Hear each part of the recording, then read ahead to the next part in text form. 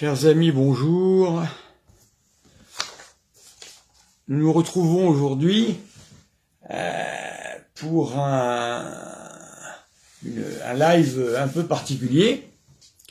J'ai pu voir sur la chaîne Gloria TV un débat, si on peut appeler ça un débat, parce que c'était vraiment assez spécial. Un débat, appelons ça comme ça, entre monsieur Arnaud Dumouche, que nous commençons à bien connaître sur ma chaîne, puisque vous savez que je suis en désaccord avec monsieur Dumouche, sur en particulier un point de son invention, plutôt de sa reprise, qui est l'option fondamentale au moment de la mort. Et un deuxième personnage, plutôt Maître Abosi, voilà, que je salue, car je dois bien dire que Maître Abosi, de toutes les personnes avec qui j'ai essayé d'avoir des contacts et des échanges entre les personnes dites sénévacantistes, c'est vraiment le plus aimable et le plus courtois, et c'est vraiment quelqu'un avec qui je pense que l'on peut débattre honnêtement. Voilà. Alors, j'espère que, pour ceux qui ont vu ce débat, j'espère que vous avez compris pourquoi je ne souhaite pas et je ne pense pas que le débat voulu par Arnaud Dumouche avec moi et que je refuse, que je ne refuse pas plutôt, que je veux sous une autre forme. J'espère que vous aurez compris pourquoi je ne le veux pas. Je ne veux pas me retrouver dans une situation comme celle de Maître Abosi, où on est obligé sans arrêt de se battre pour avoir la parole. Et vous avez peut-être vu, j'espère que c'est pour vous l'occasion de vous rendre compte de la difficulté qu'il y a à discuter avec monsieur Arnaud Dumouche. Monsieur Arnaud Dumouche a ses théories, alors il se donne une mission d'une certaine manière, c'est monsieur catholique sur YouTube, en particulier sur les réseaux sociaux. Monsieur catholique, c'est l'arbitre, il se situe comme un arbitre de la foi catholique, alors il distribue les titres aux uns et aux autres, donc moi je suis considéré comme conciliaire, ce qui ne veut pas dire grand-chose à mes yeux. Alors oui, il donne des titres, alors il dit qui est qui, voilà. Alors, avant de commencer ce débat, je remets un petit peu le contexte de mon côté. La grande difficulté, monsieur Dumouche, peut-être regardez-vous ce commentaire, ou peut-être aurez-vous l'occasion de le voir. La grande difficulté, monsieur Dumouche, c'est que ici, vous avez encore démontré une chose tout à fait évidente. Vous n'avez pas de méthode. Vous partez dans tous les sens. Je suis tout de même frappé que dans ce débat, pas une seule fois, monsieur Dumouche, vous avez donné un texte de Vatican II. Pas une seule fois. Vous vous fiez beaucoup trop à votre propre pensée. Et c'est, comme l'a dit plusieurs fois, alors il faut bien clarifier les choses, parce qu'attention, je connais Arnaud Dumouche, comme il se situe comme l'arbitre général chez tout le monde, il vous donne des étiquettes. Alors, je vais vite me retrouver avec une étiquette de plus ou moins sénévacantiste ou je ne sais pas quoi. Non, monsieur Dumouche, ne cherchez pas. Je ne suis pas sénévacantiste et certainement pas. C'est pas pour ça que je manque de respect pour... on peut respecter ses adversaires théologiques, disons-le, Maître Abosi est quelqu'un d'honorable, peut-être, pour débattre, c'est peut-être plus facile. Mais j'hésiterai aussi à faire un débat, parce que je pense que le sujet est tellement vaste qu'il faut du temps pour pouvoir développer tranquillement son argumentation, si vous voulez. Donc c'est pour ça que je suis tout de même particulièrement rétif à toutes sortes de débats de ce type. Voilà. Alors avec monsieur Dumouche, c'est même pas la peine, c'est non d'avance, quelles que soient les conséquences de cette absence de débat, voilà, parce que c'est vrai que il y a peut-être moins de visibilité dans mes réponses, etc. Quoique je lui réponds à chaque fois, mais lui ne répond pas, c'est toujours pareil.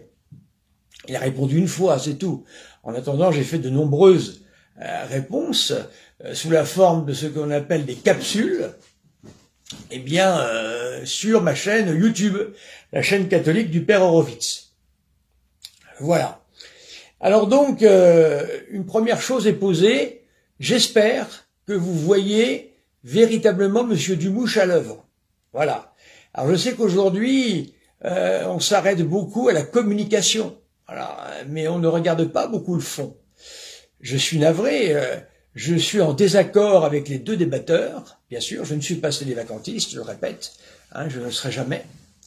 Mais je ne suis pas non plus, mon champion n'est pas Monsieur Dumouche. Je ne me sens absolument pas représenté par Monsieur Dumouche dans ce débat. Monsieur Dumouche me ferait plutôt un peu honte. Il est parti dans, je ne sais pas, vous voyez ce débat, c'est très intéressant. On part dans tous les sens. Il ne répond jamais aux questions. Il part dans tous les sens. Il raconte des choses qui sont hors propos. Il se croit toujours très inspiré de faire de raconter des petites histoires pour essayer de mieux faire comprendre les choses. Mais en fin de compte, c'est encore une occasion de se perdre. Je suis désolé, regardez par vous-même, c'est pas, encore une fois, moi je ne juge pas les personnes, je juge les arguments, je juge les idées, je juge la manière dont les choses se passent, il n'y a aucun plan, il n'y avait rien eu, donc voilà, Monsieur Dumouche a été extrêmement, je dirais moi pas décevant, puisque je le connais, mais il est à son niveau. C'est-à-dire que je me demande véritablement d'où tire-t-il tout cela. Il tire des choses extraordinaires, croyant représenter ce qu'il appelle, ce que moi je ne reconnais pas comme étant les catholiques conciliaires. Je suis navré, je ne suis pas un catholique conciliaire, je suis un catholique tout court. Je ne suis pas... Alors, deuxième problème avec Monsieur Dumouche, je tiens tout de même à le dire, il ne retient jamais ce que l'on dit. On a beau parler, il n'écoute pas. Même quand on fait des débats comme ça, comme je fais là, Monsieur Dumouche me catalogue, parce qu'il faut absolument qu'il vous catalogue. Si vous n'êtes pas d'accord avec lui, puisque c'est le seul qui est vraiment catholique, eh bien, c'est que vous êtes malade, votre foi est malade. Soit vous êtes dans un intégriste, un traditionnaliste, faut toujours qu'il cherche quelque chose. Alors moi, comme il n'arrive pas à trouver avec moi, il a trouvé une nouvelle formule, c'est pas nouveau, c'est que je suis un disciple de saint Thomas d'Aquin. Merci du compliment, car j'aime beaucoup saint Thomas d'Aquin. Et j'ai beau avoir dit à Monsieur Dumouche par voie de vidéo régulière, que saint Thomas d'Aquin était le pape qui était le plus cité dans le Concile Vatican II, que saint Thomas d'Aquin est reconnu de manière permanente en partant du pape Pie IX, hein, et bien avant d'ailleurs, jusqu'à le pape Benoît XVI en particulier. Tous les papes ont loué l'autorité de Jean-Paul II, l'autorité de saint Thomas d'Aquin. Et voilà, je me retrouve toujours affublé d'une étiquette, d'un oripeau, qui devrait normalement me faire honte, si je comprends bien, qui est celui d'être thomiste. Voilà, je suis thomiste. Bon, c'est vrai que j'aime beaucoup saint Thomas d'Aquin, mais je ne suis pas je lis aussi d'autres choses. Je ne lis pas que saint Thomas d'Aquin, voilà. Mais j'ai eu une formation thomiste, c'est vrai. J'ai eu une formation avec l'étude de saint Thomas d'Aquin et je vénère énormément saint Thomas d'Aquin, c'est vrai. Alors il a osé dire une chose extraordinaire, il a dit « je connais très bien saint Thomas d'Aquin ». Mais c'est extraordinaire, même des grands maîtres ont du mal à pouvoir dire ça. J'ai jamais entendu personne autre que Monsieur Dumouche dire cela. Voilà. Alors moi, ce qui me fait le plus de peine dans tout cela, c'est que Monsieur Dumouche entraîne des gens, plein de gens qui le suivent. Et hélas, je suis navré de le dire, Monsieur Dumouche n'est ni conciliaire, ni je ne sais quoi. Je me demande s'il a la foi catholique. Au moins dans son énoncé. Je ne sais pas. Je ne comprends pas. Je connais des élèves que j'ai formés, qui étaient en 4e, qui étaient beaucoup plus formés que lui. Et je le dis, hein, il y en a peut-être qui m'écoutent, je le dis. Voilà, donc Monsieur Dumouche, vous feriez bien d'aller déjà apprendre la théologie, pardonnez-moi, la base de la théologie, c'est-à-dire le catéchisme de base, et ensuite vous lancer dans des grands débats comme ça, parce que là, pour le moment, vous n'avez pas le niveau. Je suis navré, mais d'autres pourront le dire.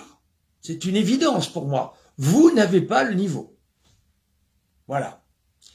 Alors, je vais donc répondre à je répondrai pas à tout ce débat, car j'en ai regardé 25 minutes, ce qui a suffisamment, j'ai tout vu, hein. Alors la fin est absolument exceptionnelle, explosive, Monsieur Dumouche ne laisse plus la parole une seule fois à son contradicteur, enfin c'est formidable. Ceux qui aiment Monsieur Dumouche, écoutez, regardez-le, vous pouvez l'aimer, mais ne me dites pas qu'il est théologien, ne me dites pas qu'il peut vous guider je suis navré, dans la foi catholique, c'est pas possible. Ce débat est catastrophique, hein. On dit des tas de choses, malheureusement, qui ne sont pas vraies. Alors je vais les relever. Là, vous pourrez vous en apercevoir. Je vous laisse libre d'aller voir la vidéo ou le commentaire qui a été fait par Monsieur Abosi, Maître Abosi, voilà. Et donc, je ne suis pas d'accord non plus avec Maître Abosi, bien sûr, hein. Alors, je vais parler de plusieurs choses, mais déjà, en 25 minutes, j'ai des sujets, ça m'a pris toute une matinée de recherche, déjà, voyez-vous, tellement il y a eu de portes ouvertes pendant ce débat. Non, je ne fais pas de débat. Il y en a qui me demandent, je pensais qu'il serait présent. J'ai déjà expliqué que je ne faisais pas de débat en tête-à-tête, ou alors il me faudra des débats de 10 heures ou de 20 heures. Je ne suis pas sûr que on veuille bien me laisser ce temps-là. Alors, donc, je vais commencer par quelques sujets. Je vais essayer de pas trop vous noyer, tellement de choses ont été dites. Alors, tout d'abord, ce débat n'avait pas de méthode. Un débat, il doit y avoir déjà un arbitre qui puisse séparer les débatteurs, qui puisse relancer le sujet, et qui connaisse la théologie lui aussi. Pas de débatteur, personne, pas d'arbitre. Donc on se lance comme ça, librement. Ensuite, on confond tout. Je m'explique. On a pris un long temps pour, je prends ça comme exemple, pour discuter de la question de l'Église, le fameux subsistine, voilà. Alors on mélange tout. Il y a d'une part le corpus de Vatican II, le Concile Vatican II lui-même, voilà. Il y a ensuite ce que l'Église, car je l'avais déjà expliqué, j'ai déjà fait une vidéo concernant d'autres personnes contre qui je débat, ce sont justement les sédévacantistes. J'ai fait une vidéo qui est sur ma chaîne, où j'explique bien, que les sédévacantistes sont des séditieux, voilà, que la sédition est considérée comme un péché mortel par saint Thomas d'Aquin, et un des pires péchés. Et quand on parle dans l'Église, vous imaginez que là, le sujet est très important, que la sédition. Et ensuite, j'expliquais que, en fin de compte, le sédévacantisme ne repose sur rien. Alors, Monsieur Abosi nous a dit, je vais commencer par ça, Monsieur Abosi nous dit, jamais il n'est dit qu'un pape puisse être hérétique dans sa fonction. Alors, Monsieur Abosi, je vais vous donner un petit texte qui va vous montrer que vous vous trompez déjà. Et si l'Église catholique dit cela, elle dit cela dans son droit, eh bien, c'est qu'il y a certainement déjà eu le cas. Je lis. Ça vient de la tradition canonique. La vacance du siège peut se produire par la mort du pontife romain, évidemment, cela n'a pas de difficulté, ou par la renonciation à sa charge. C'est ce que nous avons vu avec Benoît XVI, et jadis avec Célestin V et d'autres encore, qui n'ont pas voulu, poursuivre, pour une raison ou pour une autre, leur charge. La doctrine envisage d'autres cas de figure, dont ne parle pas Maître Abosi. Tout d'abord, la folie. Voilà, un pape peut devenir fou. Une folie certaine et perpétuelle. Qui sont ceux qui vont juger de cela? C'est ce que je disais également dans ma vidéo. Pourquoi le débat du sédévacantisme est vain? Parce que si le pape, pour une raison ou pour une autre, doit être déposé, c'est le corps des cardinaux qui détient l'autorité dans l'Église, jusqu'à temps qu'un nouveau pape soit élu. Il s'est passé au Moyen-Âge des périodes où il y a eu une vacance longue. Il fallait bien gérer l'Église. Eh bien, les cardinaux sont là pour ça. Une Église peut vivre sans pape pendant un certain temps. Voilà. L'Église y pourvoit à ça.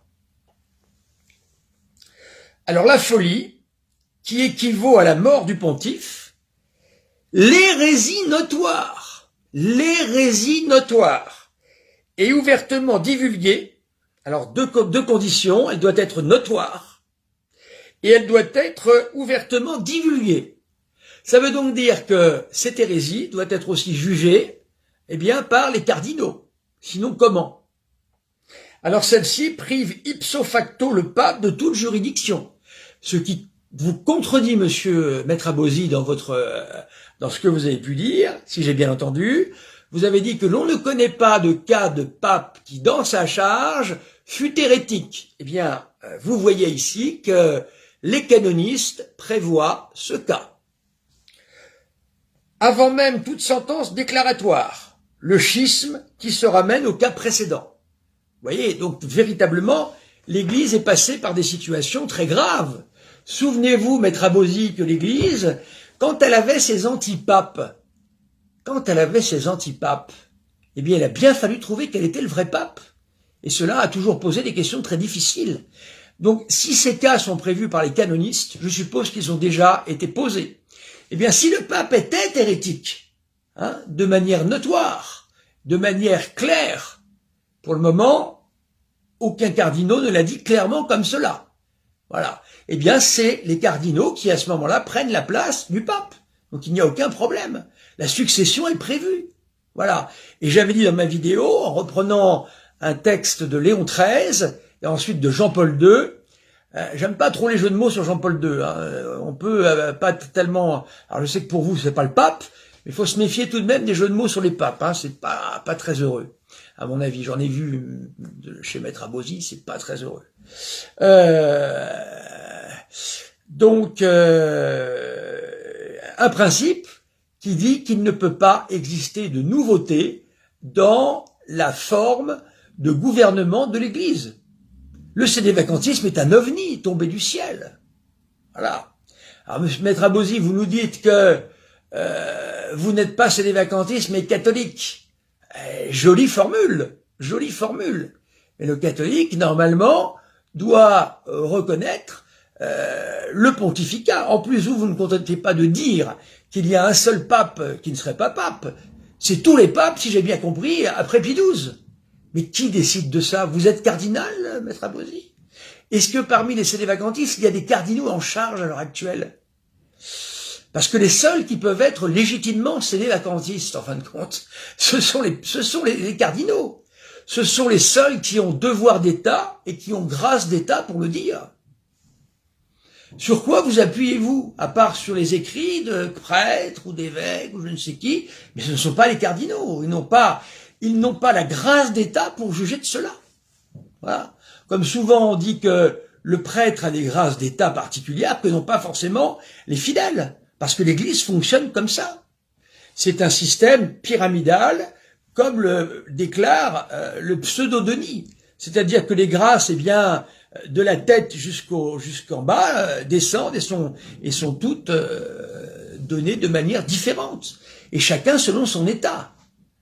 C'est comme, vous êtes dans la même situation, Maître Abosi, que lorsque je parle de vous, parce que je vous fais une figure ici éponyme des sédévacantistes, je dis vous, mais je parle de tout ce mouvement-là, en fin de compte. Vous êtes un petit peu dans la forme, attention, parce que je sais bien que vous n'avez pas la foi de Luther, mais vous êtes un petit peu comme Luther lorsqu'il déclare que l'épître de Saint Jacques est une épître de paille. Qui est-il pour faire cela? C'est Damas, le pape Damas en 380 qui a bel et bien donné le canon des Saintes Écritures, voyez-vous. Donc quand vous dites que le pape n'est pas le pape, qui êtes-vous pour le déclarer? Et qui sont les sédévacantistes? S'il y a quelqu'un qui doit rendre compte de cela, ce sont les cardinaux. C'est tout. Voilà, je l'avais expliqué dans ma vidéo, que vous pouvez voir assez facilement. Voilà. D'autre part, vous me dites conciliaire. Je vais faire un petit jeu de mots. Vous allez voir que le conciliaire, c'est pas moi, mais vous. Moi, je ne suis pas conciliaire. Moi, je prends l'intégralité des conciles. Je peux lire dans une page, sans être schizophrène, le concile du concile de Trente, que j'aime beaucoup. J'aime beaucoup le concile de Trente.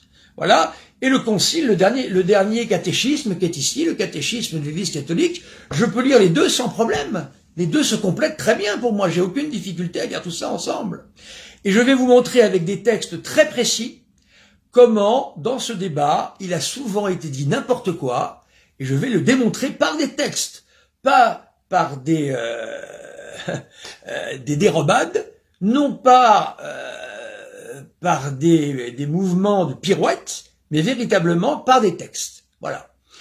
Donc le sénévacantisme, pour moi, est un ovni qui n'a pas sa place et qui est une nouveauté automatiquement condamnée par le pape Léon XIII. Alors, je suis surpris, toujours pareillement, je l'avais écrit à des sénévacantistes qui m'ont répondu en... C'est pour ça que je dis que Maître Abosi est un homme aimable, c'est un homme courtois. Je m'étonne qu'Arnaud Dumouche n'ait pas réussi à faire un débat posé avec lui, vous avez vu.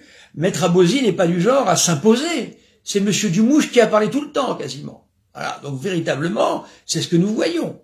Hein, j'espère que Arnaud Dumouche va refaire ce débat, voilà, hein, et en étudiant avant les questions, et pour arriver à quelque chose de sérieux, parce que sinon, il n'arrivera à rien. Donc c'est vous qui êtes conciliaire, car vous reconnaissez conciliaire avec un S, car vous reconnaissez tous les conciles sauf un. Et vous savez peut-être, cher maître, hein, et Monsieur Dumouche aussi, eh bien, cher Monsieur Dumouche, que les conciles œcuméniques sont le degré de certitude le plus élevé dans l'Église catholique quant à la véracité de la doctrine. Voilà. Après la parole de Dieu, bien sûr, et le dépôt révélé de la foi. Cela veut dire que j'ai déjà réfléchi à cette question. Si l'on commence à dire que ce concile, je reprends Maître Abosi, pour moi ça me dépasse littéralement, que ce concile est hérétique et qu'il y a une secte conciliaire.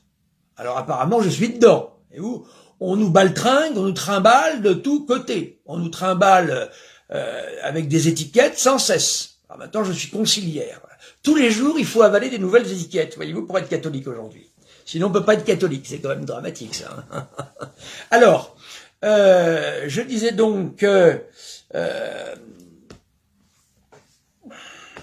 je ne suis pas conciliaire, hein, je suis catholique, moi tout simplement, vous êtes conciliaire en refusant un concile qui est le signe, même si dans Vatican II, je le dis et je le redis, Monsieur Dumouche, vous vous trompez, dans Vatican II, il n'y a aucun dogme. Il n'y a aucun dogme dans Vatican II. Voilà. Hein, je le redis de manière très importante. Voilà. Non, nous avions affaire à un débat entre deux catholiques, là. Deux catholiques, un qui est sénévacantiste et l'autre, je ne sais pas ce qu'il est. Franchement, vu le niveau du débat, je ne sais pas. Monsieur Arnaud Dumouche me surprenait chaque jour, moi. C'est extraordinaire. C'est extraordinaire. En tout cas, moi, je ne me lancerai pas dans un truc pareil. Hein. Une diatribe pareille, parce que véritablement, on y perd son latin, comme on dit. Alors, je vais commencer. Alors, nous allons commencer tout d'abord par un argument qui a été lancé. Voilà, ce sont les choses, qui ne sont pas distinguées. Vous avez d'un côté le concile, vous avez ensuite ce qui reste du concile, c'est le catéchisme, et vous avez ensuite des textes qui sont des textes en vue de discussion avec d'autres membres d'autres religions comme les protestants et autres, qui ont discuté de pas mal de questions, mais qui ne sont pas le Vatican II. Pas du tout, et je vais le prouver. Arnaud Dumouche, alors déjà une chose sur Arnaud Dumouche. Alors Arnaud Dumouche nous parle de la tradition. Il nous parle de la pastorale. Alors il n'a que ce mot-là à la bouche. Pastorale, il y a le mot prêtre dedans. Voyez-vous, donc je suis quand même bien qualifié pour dire ce qu'est la pastorale. Je vais en donner une définition, comme je sais que Monsieur Dumouche n'a pas confiance en moi, je vais en donner une définition. Je ne sais pas si Monsieur Abosi a confiance en moi, on n'a pas le même avis, donc évidemment. Alors, donc, je vais vous donner cela, la pastorale, et je vais rajouter un mot par-dessus. Alors, pour Monsieur Dumouche, et j'ai bien compris, la pastorale est une espèce de manette qui sert à avoir une géométrie variable en permanence et qui permet de pouvoir avoir raison tout le temps. Voilà. Un pape a déclaré quelque chose, mais grâce à la pastorale, je peux contourner ce qu'a dit le pape pour arriver à dire autre chose. Voilà. Tout cela, Monsieur Arnaud Dumouche, toutes vos paroles sont condamnées dans une encyclique qui s'appelle Veritatis Splendor. Vous regarderez, cela s'appelle le finalisme, ou cela s'appelle le conséquentialisme, etc., etc., autant de doctrines morales qui ont été condamnées par Jean-Paul II. Voilà. C'est un livre, c'est une encyclique très importante et très sérieuse, qu'il faut avoir lu.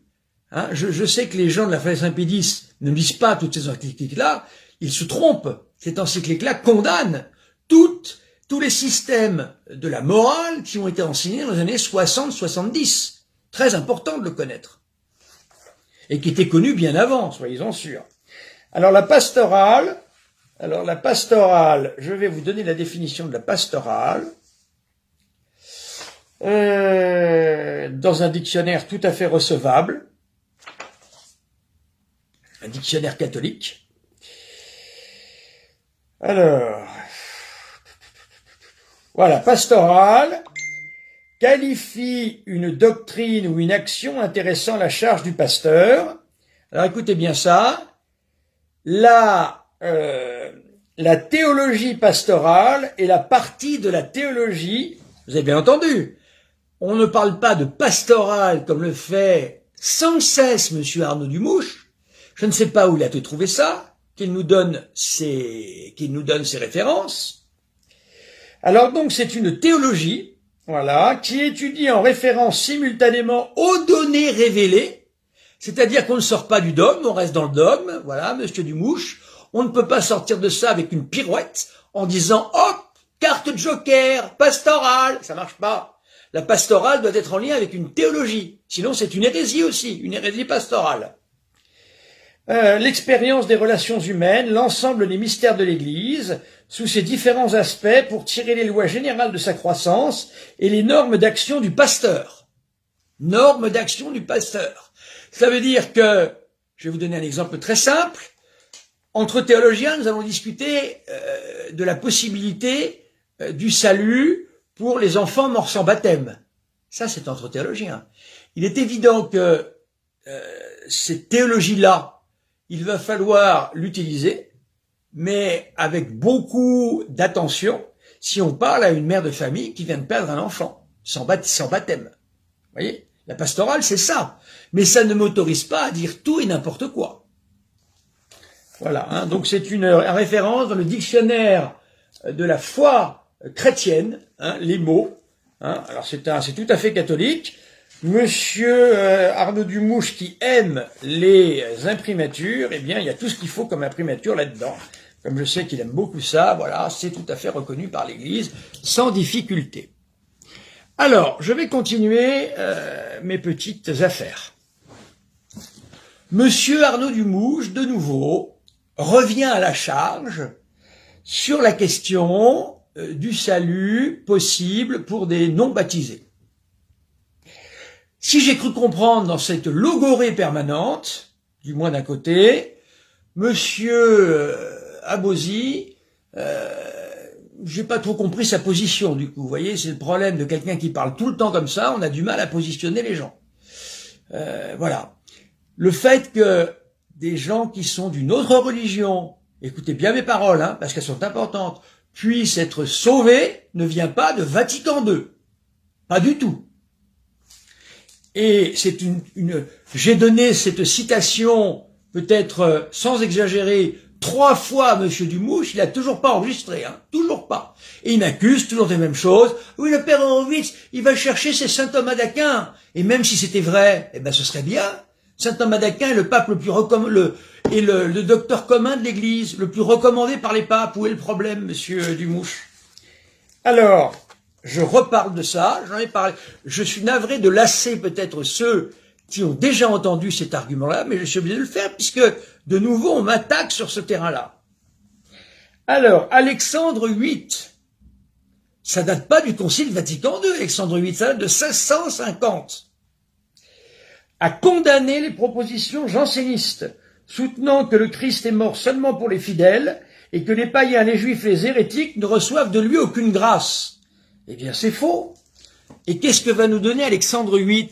Eh bien, il va nous donner la théologie de la grâce. Pas besoin d'aller chercher, je l'ai déjà dit, tous vos mécanismes concernant ce que l'on appelle l'option finale. Pas du tout. Tous les hommes reçoivent ce que l'on appelle la grâce suffisante. Tous les hommes. Voilà. Et si ces hommes, eh bien, accompagnent cette grâce suffisante, elle devient efficace et elle devient un moyen de salut. 1650, monsieur Arnaud Dumouche, rien à voir avec saint Thomas d'Aquin là-dessus, puisqu'on reproche justement faussement à saint Thomas d'Aquin de ne pas parler de la grâce suffisante et pourtant il en parle, mais sous d'autres mots. Voilà. Donc vous voyez, je reprends ça encore de nouveau, ce n'est pas saint Thomas d'Aquin, monsieur Arnaud Dumouche, mais c'est Alexandre VIII. Voilà. 1650. Alors, maintenant, je vais attaquer une partie assez intéressante, un peu plus grosse. Monsieur Abosi, maître Abosi, nous a dit à plusieurs reprises que la formule de mystice corporis de Pie XII nous indique que l'Église est le corps du Christ, que l'Église est le très saint corps du Christ, et véritablement, il n'y a pas de différence entre le Christ et son Église, quant à l'enseignement et quant à ce qu'il est. Voilà. Alors, je vais vous montrer en quoi Vatican II cite à de nombreuses reprises cette définition. Ah, j'ai annoncé ce que c'était, c'est pas simplement du caté, c'est je fais référence au débat qui a eu lieu entre monsieur Abosi et monsieur Dumouche. Alors, vous avez deuxième concile du Vatican, Lumen Gentium, l'Église. Proclamant l'Évangile, l'Église cherche à attirer les auditeurs à la foi et à la confession de la foi. Elle les dispose au baptême et les arrache à l'esclavage de l'erreur. Voilà. Il a été dit pendant le débat que dorénavant l'Église accepte l'erreur. Je vais vous lire un texte tout à l'heure qui va vous donner une petite leçon sur le fait que absolument pas. Tout ça est totalement faux. Et elle les incorpore au Christ pour qu'ils grandissent en lui par la charité jusqu'à atteindre la pleine stature. Je pense pas que ça pose problème. Son activité fait que tout ce qui se trouve comme semence de bien dans le cœur et dans l'esprit des hommes, ou dans les rites et les cultures propres des peuples, non seulement ne se perdent pas, mais soient guéris, élevés, achevés pour la gloire de Dieu, la confusion du démon et le bonheur de l'homme. Mon cher, mes chers amis, enfin, monsieur Abosi, il faut savoir que l'Église, lorsqu'elle est partie en mission, elle a toujours agi de la sorte. C'est-à-dire que ça a été la grande querelle avec les jésuites, justement, lorsqu'ils sont arrivés en Chine, c'était la question de savoir, faut-il garder un certain nombre de symboles venus des païens? La réponse a été oui, toujours. Et ça, c'est une question qui date de très loin. Voilà. Donc, combien de fois l'Église a-t-elle utilisé des symboles venant des païens et les a christianisés? Ça ne pose aucun problème de christianiser les symboles venus des païens. Et Pie XII d'ailleurs, attention, Pie XII que vous révérez tant, a été celui qui a dit que justement les jésuites avaient eu raison de prendre les habits locaux en Asie, de faire des tours de magie à la manière des Chinois, etc., etc. Et c'est Pie XII qui a permis l'ouverture de ce que l'on appelle l'inculturation dans les missions. Voilà. Alors, vous voyez, monsieur Abosi, moi je suis très gêné par une chose. Vous nous les sédévacantistes nous rabattent les oreilles sans arrêt avec le fait que les papes sont des hérétiques, etc., machin. Léon XIII, on n'en parle jamais avec vous. Jamais. Léon XIII a commis une hérésie quant à la morale sociale qui s'appelle le ralliement. Et qui a permis, c'est bien plus grave que de dire que dans le cœur de certaines personnes, il y a du bien. C'était de dire que tout le monde devait se rallier à la République. J'ai des textes là-dessus très précis. Je suis prêt à faire une émission là-dessus. C'est pas Rampolla, c'est lui qui avait la responsabilité à cette époque-là. Voilà. Et il a envoyé tout le monde vers la République, qui était athée et tout ce que nous connaissons, et qui a conduit en 1905, aux catastrophes que nous connaissons. Ça, vous ne le dites jamais. Je suis très embêté, vous ne le dites jamais. Tous les problèmes commencent après Pie XII. Pie XII a quand même été l'homme qui a commencé la réforme liturgique. Pie XII a été celui qui a commencé l'inculturation. Certains des vôtres diront que c'est des hérésies, tout ça. Et c'est Pie XII. Alors qu'est-ce qu'on fait, Pie XII, pape ou pas pape? Qu'est-ce qu'on fait? Qui va décider? Vous, vos confrères, qui décide? C'est les cardinaux normalement qui doivent décider. Alors si vous prenez la place des cardinaux, il faut m'expliquer comment, par quelle grâce. Je ne comprends pas. Seul un cardinal de l'Église catholique romaine peut dire si le pape est oui ou non hérétique, pas hérétique, etc., etc. Comment se fait-il que cette grâce toute particulière, vous l'avez récupérée? Expliquez-moi ça dans une vidéo, s'il vous plaît. Je continue. Nous sommes toujours sur le corps mystique du Christ par rapport à l'Église. Alors, Lumen Gentium, toujours pareil. Deuxième concile du Vatican, numéro 50. Alors qu'ils étaient sur terre où ils ont servi le Seigneur, écoutés en toutes choses, et achevé dans leur chair ce qui manque aux souffrances du Christ pour son corps, qui est l'Église. Vous avez entendu? Pour son corps, qui est l'Église. Il n'y a aucun problème avec la doctrine de Pie XII sur l'Église, corps mystique du Christ. La preuve, je vais vous donner tout un tas de citations et je ne les ai pas épuisées. Attention. Deuxième concile du Vatican, Unitates Retintegratio, sur l'œcuménisme. Vous trouverez ça au numéro 3. En effet, écoutez bien, chaque parole est importante. Vous qui êtes avocat, vous allez entendre chaque parole.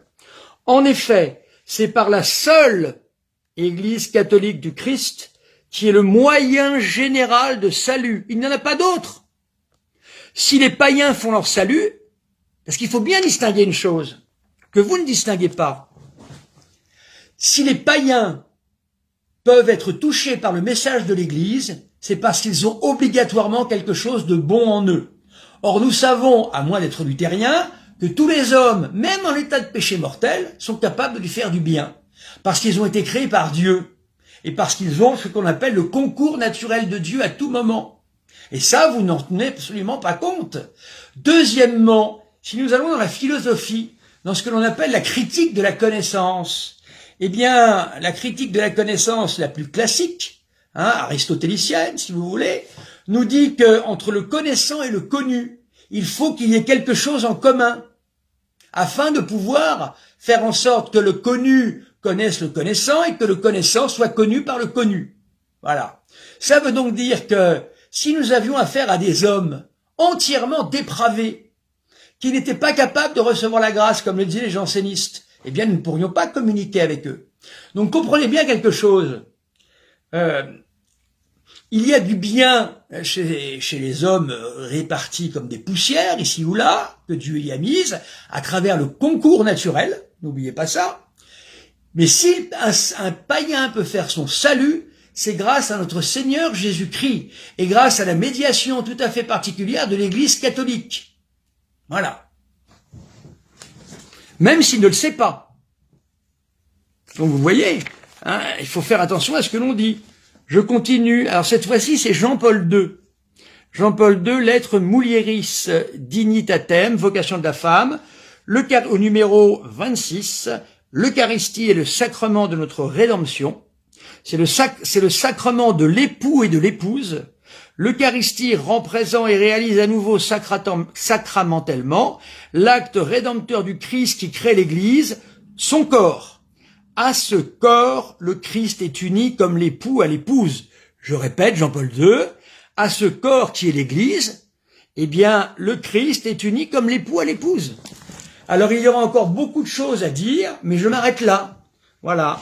Donc, il y a beaucoup de citations qui montrent que non seulement dans le Concile Vatican II, non seulement dans les écrits postérieurs qui sont ceux de Jean-Paul II, il y est dit, sans aucune contradiction avec Pie XII dans son encyclique, que l'Église est bien le corps sacré de notre Seigneur. Voilà, le corps eucharistique. On pourrait donner plusieurs définitions, mais il n'y a aucune différence. Voilà. Je vais continuer. Alors, si Monsieur Abosi est là, qu'il n'hésite pas à me mettre un petit message pour me dire peut-être là je ne suis pas d'accord avec vous. Voilà, que je sache. Et je pense qu'il fera certainement une vidéo pour me contredire. Alors, pour conclure cette chose-là, je vais vous donner selon le catéchisme de l'Église catholique, ce qui est absolument extraordinaire, c'est que dans ce débat qui a été fait, Monsieur Dumouche ne cite jamais Vatican II. Jamais. Ni rien d'autre d'ailleurs. Il parle comme ça, mais comment peut-on parler comme ça de... Mais même les grands théologiens doivent préparer leur travail, Monsieur Dumouche. Je sais que vous êtes un très grand théologien selon vous, mais vous devez préparer vos débats. Ce n'est pas possible. Je continue. Alors... L'Église, alors ça c'est au numéro 171 du catéchisme de l'Église catholique. L'Église qui est la colonne et le soutien de la vérité, 1 Timothée 3,15.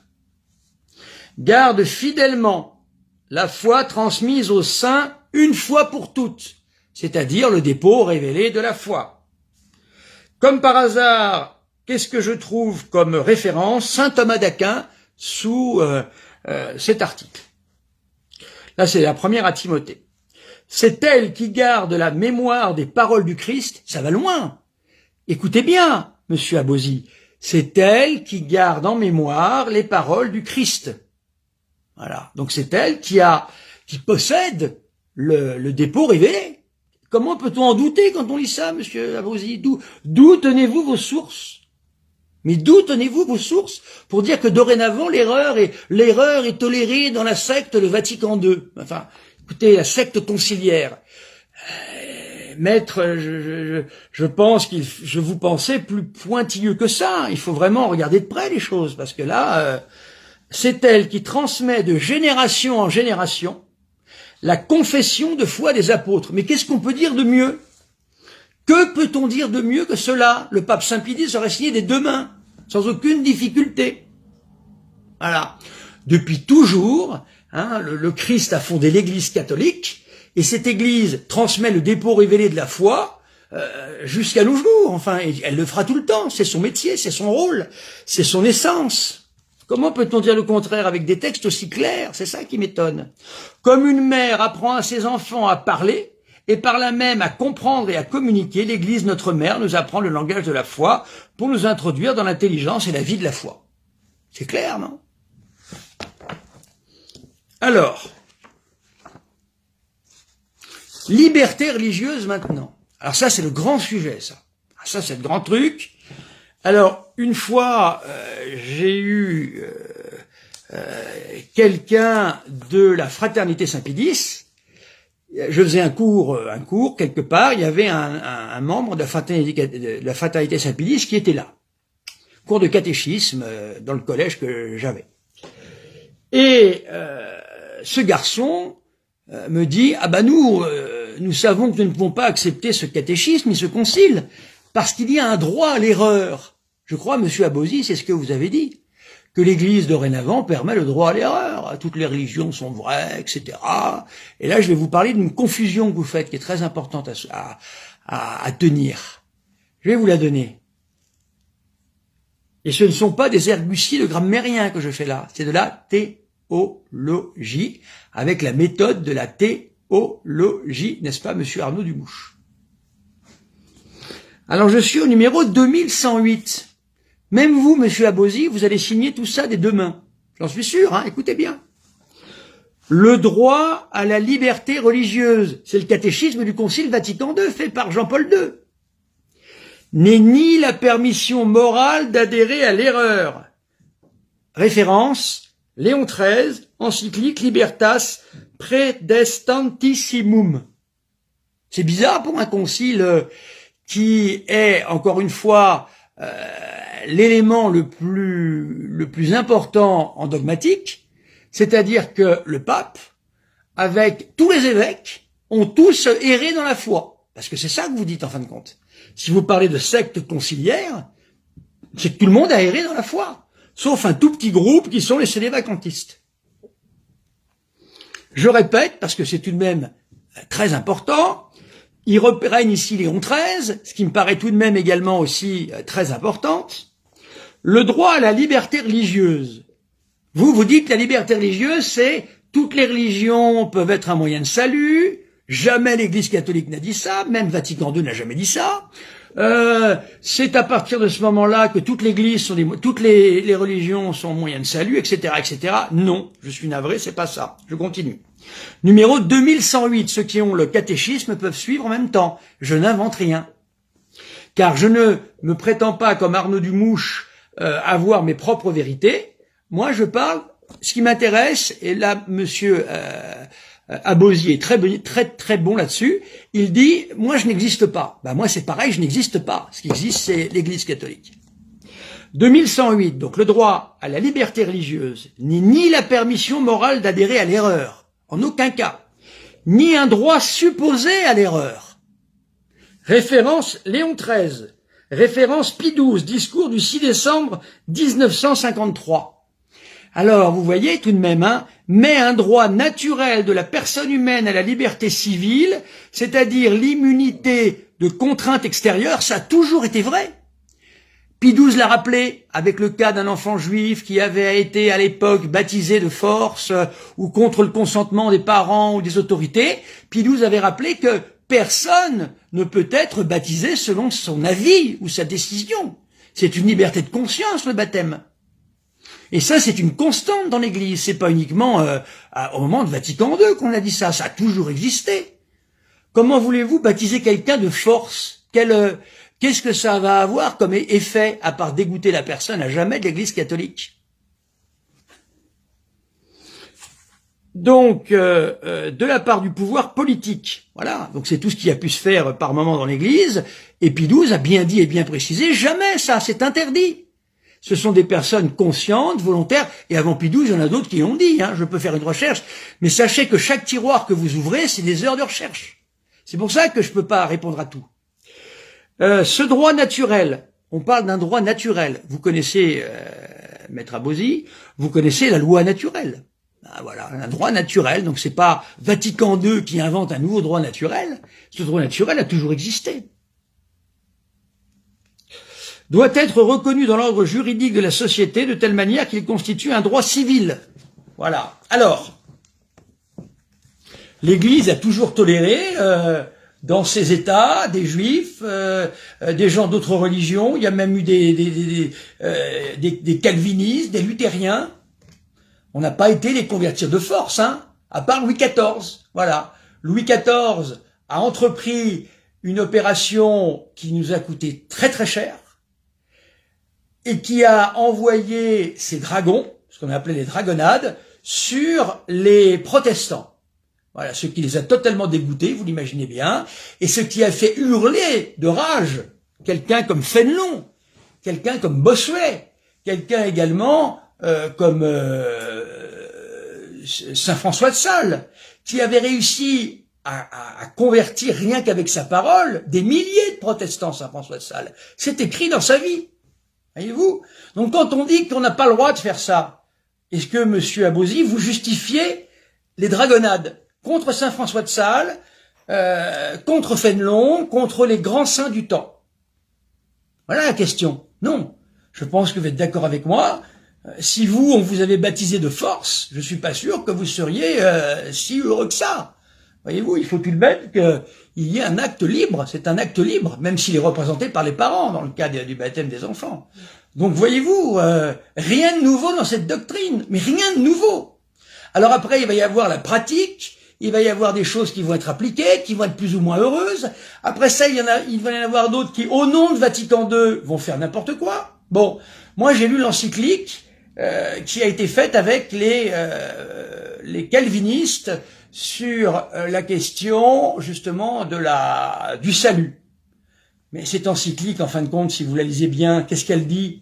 Elle dit que nous nous mettons d'accord avec le fait que nous ne sommes pas d'accord. Lisez cette encyclique, vous verrez. C'est un passum, par contre. Hein. Vous voyez? Donc rien de nouveau, monsieur Abaud. Mais rien de nouveau, je vous assure. Voilà. Alors ensuite, il faut savoir qu'il y a des théories très classiques qui dit que l'Église, selon la position dans laquelle elle se trouve, va avoir 3 possibilités d'action. Premièrement, l'Église catholique vit en chrétienté. Ben là, elle va pouvoir aller beaucoup plus loin. Est-ce que sur son territoire, par exemple, par rapport au peuple israélite, il y avait des contraintes, interdiction d'intervenir dans la société, il y avait un certain nombre de choses, qui d'ailleurs ont été établies par des rois. Voilà, c'est pas des papes qui ont fait ça, ce sont des rois. Et c'est le roi Louis XVI qui va abolir cela. Donc c'est pas des papes, c'est des rois. Donc cette question, hein, premièrement la chrétienté, deuxièmement une église tout de même vénérée, mais qui n'est plus aux commandes, comme ça a pu être le cas peut-être à certaines périodes, ou une église haïe, c'est le cas d'aujourd'hui. Promenez-vous en clergyman ou en soutane dans la rue, comme ça a été mon cas pendant un certain temps, on se fait sans arrêt insulter, hein. Alors, vous n'avez pas souvent l'occasion de vous promener en soutane, je vous comprends, ni en clergyman, mais voilà. Et quand l'Église est dans cette situation-là, eh ben, elle essaye de faire comme elle peut. Voilà, elle essaie de faire comme elle peut. Mais en tous les cas, il n'y a aucune nouveauté là-dedans. Aucune nouveauté, je vous l'assure. Je continue.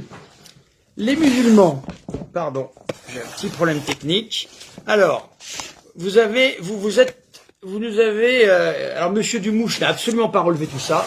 C'est pour ça que je dis que moi, Monsieur Dumouche n'est en rien mon champion. Il n'est en rien quelqu'un qui me représente. Car pardonnez-moi, Monsieur Dumouche, je n'avais absolument pas fait le travail demandé. Le travail demandé, c'était d'être confronté, vous êtes mis à vous-même d'ailleurs, hein, d'être confronté au nom de l'Église catholique, je ne sais pas qui vous donne cette possibilité-là, parce que vous vous situez comme celui qui possède la doctrine catholique, sans mélange. Mais vous n'avez rien relevé de ce qui a été dit, rien du tout, vous êtes parti dans vos considérations, en fin de compte. Et encore une fois, je ne vous juge pas, Monsieur Dumouche, je juge ce que vous dites. Je vous juge sur vos paroles. C'est d'ailleurs ce que je vous demande. Hein. J'ai fait des réponses sous forme de capsule à votre vidéo, vous n'y répondez pas. Il y en a maintenant peut-être une quinzaine. Ça serait bien d'y répondre tout de même. C'est ça le débat. Alors, vous avez dit plusieurs fois, maintenant avec les musulmans, de toute façon, nous avons le même Dieu. Vaste question, Monsieur Abosi, vaste question.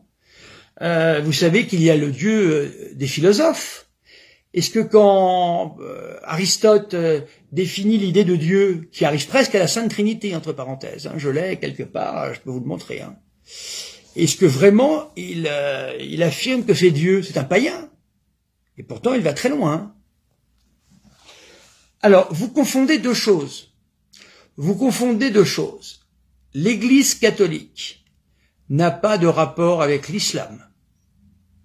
L'Église catholique se contente d'avoir un rapport avec les musulmans. Car les musulmans, ce n'est pas forcément l'islam. Il y a des musulmans qui vont se situer de différentes manières. Il y a des musulmans qui vont être amis plus ou moins avec nous. Et un musulman, ça dépend de la personne humaine que vous avez en face de vous. Et des fois, il y a des surprises. Et vous verrez que dans le texte qui est fait dans le Concile Vatican II, qui évidemment serait de la parfaite hérésie si l'on parlait de l'islam, c'est-à-dire d'une doctrine. On ne parle pas face à une doctrine, on parle face à des personnes qui se reconnaissent de l'islam. Il y a de tout dans l'islam, il y a les chiites, il y a les sunnites, il y a des gens qui, il y a les soufis, il y a les pas soufis, il y a plein de gens différents. Et puis après, il y a les personnes humaines qui distinguent. Alors écoutez bien. Alors, mais l'attente... Alors par ailleurs, lorsque l'on considère l'avenir, le peuple de Dieu de l'ancienne alliance, les musulmans, pardon, les relations de l'Église avec les musulmans, le dessein de salut enveloppe également ceux qui reconnaissent le Créateur. Pourquoi on parle d'un dessein de salut? Eh bien parce qu'en fait, le Christ veut sauver tous les hommes. Est-ce que tous les hommes sont sauvés? C'est une autre question. Mais le Christ a une volonté salvifique universelle. Alors Monsieur Dumouche n'a pas pu vous dire d'où ça venait, mais il avait raison. La volonté salvifique universelle existe. C'est notre Seigneur Jésus-Christ qui la donne. Jésus-Christ est mort pour tous les hommes sur la croix. Alors maintenant, certains ne seront pas sauvés. C'est tout le mystère de la grâce et de la liberté. Mais il y a bien une volonté salvifique, de tous les hommes. Alors donc, quand on parle du grand dessein de salut, on tient compte de ça. On tient compte de ce que l'on appelle la volonté salvifique de notre Seigneur, universelle. En tout premier lieu, les musulmans qui, en déclarant qu'ils gardent la foi d'Abraham, comme nous, adorent avec nous le Dieu unique, miséricordieux, juge des hommes au dernier jour. Les musulmans, pas l'islam, les musulmans. C'est très différent. Alors, Monsieur Abosi, si vous dites que les musulmans n'ont pas le même Dieu que nous, est-ce que les païens ont le même Dieu que nous? Je vais vous lire un petit texte.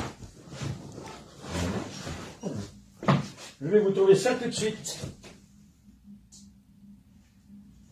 Je vais vous lire un petit texte de ce qu'un païen arrive avec sa seule raison à dire sur Dieu. Je vais vous le donner. Parce que si vous dites que les musulmans n'ont pas le même Dieu que nous, à ce moment-là, les païens n'ont pas le même Dieu que nous non plus. Or, les preuves de l'existence de Dieu, elles sont universelles. Elles font partie d'une espèce de loi naturelle que les preuves de l'existence de Dieu reprises par saint Thomas d'Aquin.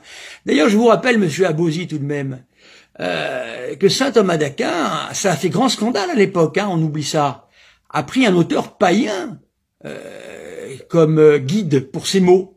Un auteur païen qui n'était autre qu'Aristote. Et chez Aristote, il y a toutes sortes de choses. Voyez-vous? Alors attention à ce que l'on dit. Alors, est-ce que je vais le retrouver? Alors voilà.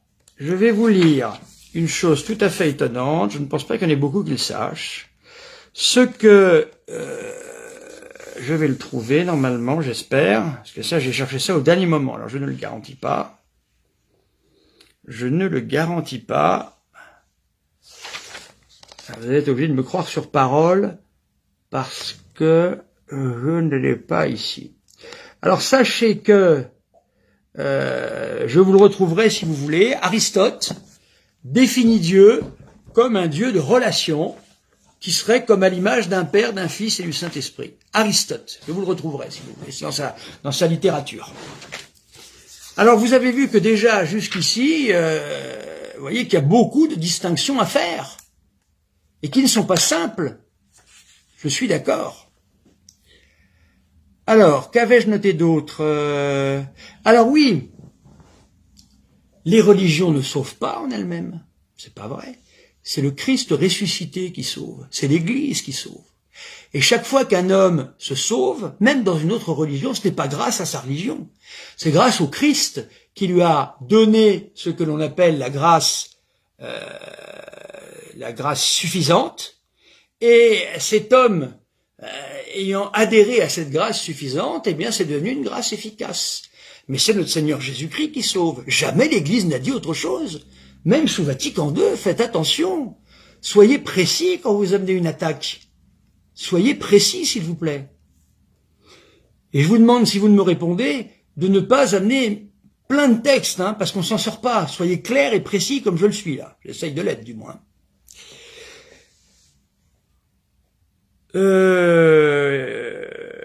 Voilà, écoutez, j'ai presque tout dit. Voilà. Écoutez, ça c'est sur les 20 minutes, les premières 20 minutes de votre débat. Vous voyez que déjà j'ai dit pas mal de choses. Voilà. Donc écoutez, je vais regarder la suite du débat, voir s'il y a des choses peut-être à rajouter. J'espère avoir été assez complet. Puis Monsieur Abosi, ben écoutez, j'espère avoir une vidéo de réponse. Vous savez mon genre, hein. On peut être virulent quand on cite des textes, parce qu'on est quand même pris par une question, comme vous le dites vous-même dans votre mini-résumé, là. C'est une question fondamentale, bien plus fondamentale qu'autre chose, c'est évident. Mais il faut toujours garder la courtoisie, c'est très important, et partir du principe qu'on peut aussi apprendre de l'autre. Voilà, on ne sait pas tout. Tous les grands philosophes, tous les grands saints ont fini leur vie en disant qu'ils ne savaient rien. C'est peut-être qu'il y a une sagesse à entendre ici. Voilà, on ne sait pas grand-chose par rapport à tout ce qu'il faudrait savoir. Voilà. Voilà, donc moi je vais continuer aussi mon débat avec Arnaud Dumouche, même s'il n'a pas l'air de me répondre, j'espère qu'il va me répondre. En tous les cas, encore une fois, je ne me reconnais pas dans les paroles d'Arnaud Dumouche. Non, c'est pas possible, ça je ne peux pas. Monsieur Arnaud Dumouche, vous n'êtes pas notre champion. Je ne sais pas qui vous veut comme champion, mais pas moi en tout cas. Quant aux prêtres, alors vous allez vous donner les insultes au père à l'abbé Pagès. Quand on n'est pas d'accord avec vous, c'est qu'on est forcément intégriste ou qu'on est je ne sais quoi. Quel nom d'oiseau encore va sortir? Non, moi je suis catholique et je ne suis pas conciliaire puisque je reconnais tous les conciliaires. Les conciliaires, ce sont, c'est un petit amusement, je dis ça comme ça, ce sont un peu les sédévacantistes, les conciliaires, puisqu'ils connaissent tous les conciliaires, tous les conciles sauf un, donc ils sont conciliaires, moi non. Moi je reconnais l'intégralité des conciles. Le concile est trop grave pour que l'on puisse le jeter à la poubelle. Parce qu'imaginez un petit peu, si tous les évêques du monde, accompagnés du pape, plutôt régis par le pape, se mettent à dire des choses qui sont contre la foi et les mœurs, je pense qu'il n'y a plus d'église catholique. Hein. C'est fini, l'église catholique n'existe plus. Hein. Ah non, je crois pas. Hein. Je pense pas à la vie éternelle, je vois pas où elle est. Mais j'espère vous avoir montré un petit peu que l'on fait dire beaucoup de choses à Vatican II sans l'avoir lu, parce que vous n'en êtes pas vraiment responsable, puisqu'il y a eu des prêtres dans les années 50, 60, 70, avant et après le Concile Vatican II, qui ont au nom du Concile Vatican II raconté des bêtises et fait des choses terribles. Terribles, se sont permis de faire des choses terribles. Voilà, comme quoi, il faut être très prudent et se dire que de toutes les façons, dans le Concile Vatican II, il n'y a aucun dogme. Voilà, il n'y a pas de dogme. Donc il n'y a pas à se casser la tête à savoir s'il y a du nouveau. Il y a des choses qui sont nouvelles. Je vous entendais parler, par exemple, de la question de la manière dont les évêques s'organisent. Mais attendez. Mais la manière dont les évêques s'organisent, c'est de la discipline, ça. C'est peut-être bon, c'est peut-être pas bon, on va en discuter, mais c'est de la discipline. Ça peut changer, tout ça. Il n'y a pas de problème, ça peut changer. Voilà. Donc écoutez, j'ai à peu près fait le tour de tout. J'espère avoir un retour vidéo de Monsieur Abosi, peut-être même de Arnaud Dumouche. Arnaud Dumouche, j'espère que si vous faites un autre débat contre Monsieur Abosi, vous allez préparer des documents et des choses pour tout de même être plus précis dans ce que vous dites. Voilà, chers amis, j'avais prévenu que c'était quelque chose d'un peu théologique, voilà, mais vient qui veut de toutes les façons. Allez, nous allons prier. Je vous salue Marie, pleine de grâce, le Seigneur est avec vous. Vous êtes bénie entre toutes les femmes, et Jésus, le fruit de vos entrailles, est béni. Sainte Marie, Mère de Dieu, priez pour nous pauvres pécheurs, maintenant et à l'heure de notre mort. Amen. Et que Dieu Tout-Puissant vous bénisse, le Père, le Fils et le Saint-Esprit. Amen. À bientôt, chers amis.